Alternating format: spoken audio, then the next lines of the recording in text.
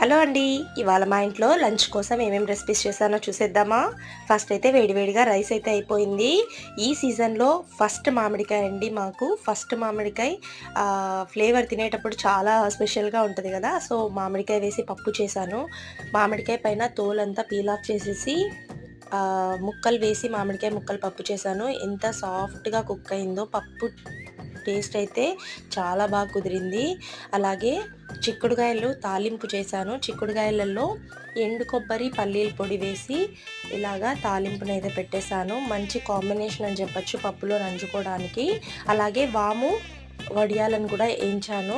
ఎందుకు వాము వడియాలంటే పప్పు తిన్నప్పుడు కొంచెం డైజెషన్ ప్రాబ్లమ్ అలా రాకుండా ఉండడానికి బాగా యూజ్ అవుతుంది. అలాగే మనకి పిల్లలు నంచుకోవడానికి బాగా తింటారు. సో, ఇది ఇవాల్టి మా లంచ్. నచ్చితే లైక్ చేసి నా ఛానల్‌ని సబ్స్క్రైబ్ చేసుకోండి. Thank you so much.